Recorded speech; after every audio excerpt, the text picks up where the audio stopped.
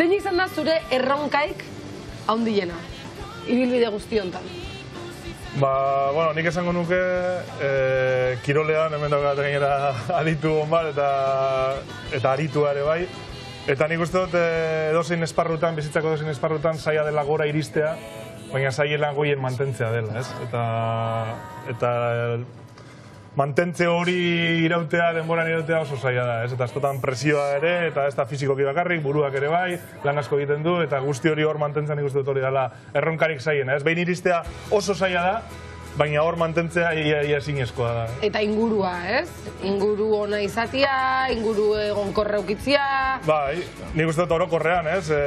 Kirolari baten atzeko aldean gauza asko daudela, ez? Eta, bueno, lehenengo egiten duzunarekiko maitasuna, eta gero ingurukoak ere zu maitatu behar zaituzte eta egiten duzunare bai, ez? Eta bultzada hori azkenan nabaritzen da. Lehen da biziko urtean ez, baina urte askotan zehar badoa, bai, ez? Eta hori azkenean, ziklista profesional moduen, Joseba, zeuke jango zu, fizikoki oso ondo eta prestatuta egon biza, baina burua mentalki horrek be uneko handi bat hartzen dago.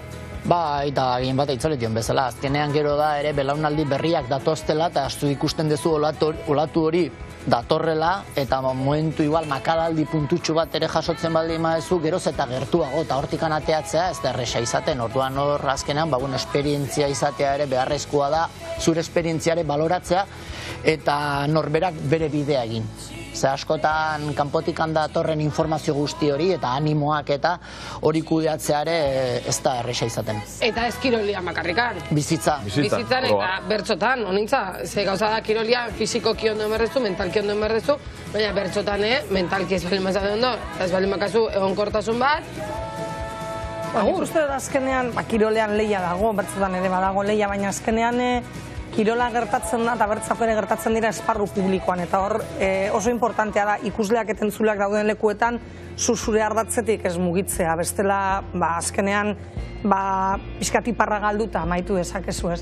Baina egia da nik uste dut modu natural baten heldu gailurrera heltzea, horri irautea, eta gero onartzea, badatozela atzetik gazteak izan daitezkenak zu baino hobea gazteagoa direlako, fizikoki hobeto daudelako edo ideia freskoagoa dituztelako, baina hori onartzea ondo dago, eta gero eurekin konpartitualizatea, kirola edo bertsoak edo egiten duzun hori, niretzako gozada bat da, naiz eta askotan pentsatu ni baino asko sobeak direla, zaten da, baina ni oraindik hemenago eta eurekin kantatu dezaket, eta hori nik uste dut kristana dela. Nik horri gainera zukua ere ateratzen dio, eta gauza positiboak daude, eta beraiek zugandik jatzen dutzena, zuk ere jaso dezaketu zu beraien gandik.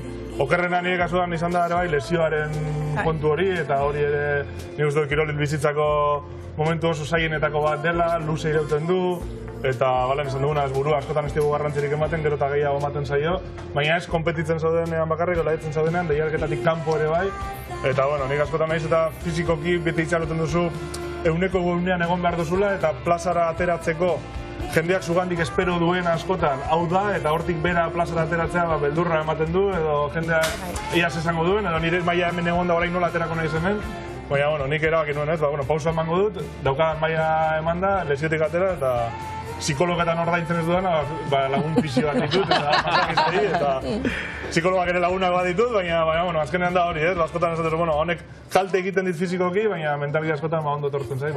Eta askotan ikuste baita ere gelditzen zenean, ez? Esan dezuna lesioana, zu hor zaudenean, olatu hortan zaudenean, bakarrik zoaz, ingurukoakin, bertakoakin, gazteakoakin, zarrabakin, baina hor zaude. Eta gelditzen zean momentuan esatezu, ui, hau da nanakan, oain bueltatu inberdet, nola bueltatuko naiz honea.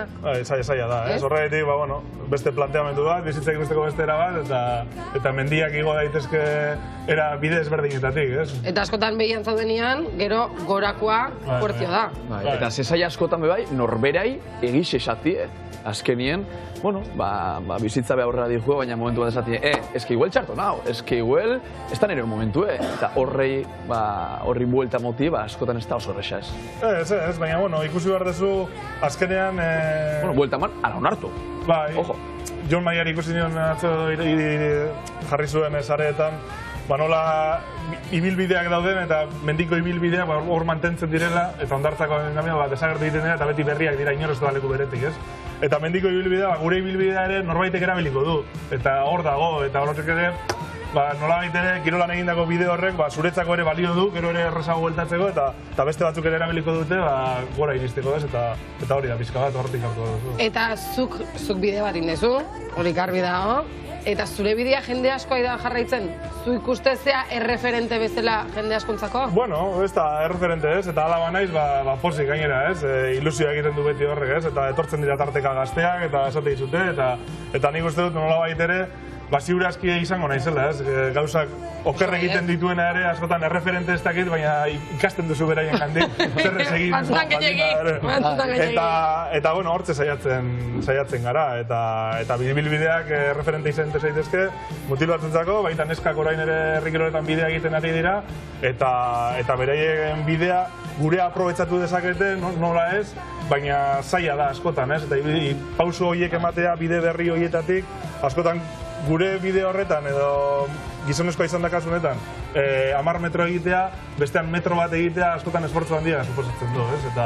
Eta bueno, bide ezberdina daude, tarteka gurutzatzen dira eta aprobetxatu daitezke bata bestearen gurpil hori aprobetxatu daiteke. Oso metafora polita irutu zaite. Bai. Mendillana eta itxas, ondartzana. Eta de hecho hemen ikusten ditugu, bueno, 3 handi, bertsolaritza munduko, aizkolaritza, ziklismo bai, eta zeuek ikusten duzue gaur egun bai, horintza belaunaldi barrisek datozela, aurrekuen aiza entxaustibek urien etorri izan, eta ze politxe ikustie horrek betorkizun oparoa dakala, ez da? Bai, eske gauzak gurekin amaituko balina pizka tristea izango litzateke, ez orduan. Guk beste bat zuen errelebo hartu genuen, saiatu gara gauzak aldatzen eta mejoratzen, eta orain nik uste dut nire kasuan bertsolaritza jaso genuena baino askoz mundu hobe bat usten diegula atzetik datozen, ez eta uste dut aizkoran eta txirrindularitzan ere gauzak aldatu direla, herri kiroletan emakumeen presentzia adibidez handiagoa da, eta bueno, naturala hori da, ez, atzetik beste batzuk etortzea. Bizi gara hori gertatuko ez balitz bezala, baina naturala hori da. Naturala da, Danian. Denok pasatzen gara gazteena izatetik zarrena izatera, eta... Zure gertatu zaitu? Bai, askotan lehen gaztetxetan kantatzen nuen, eta orain ja jaialdietan eta leku serioetan, eta hori. Zarretzetan ez haitzu tokatu orain dik? Orain dik ez, baina hor programa bat badago, eta beti esaten eta berrez didaten ditzen. Baina gertatuko zait. Baina, bueno, naturala hori da, bizitza hori da azkenean beste batzuk etorriko dira, edozein lanetan jendea jubilatzen da eta lanpostuak beste batek betetzen ditu, gure kasuan ere hori gertatuko da.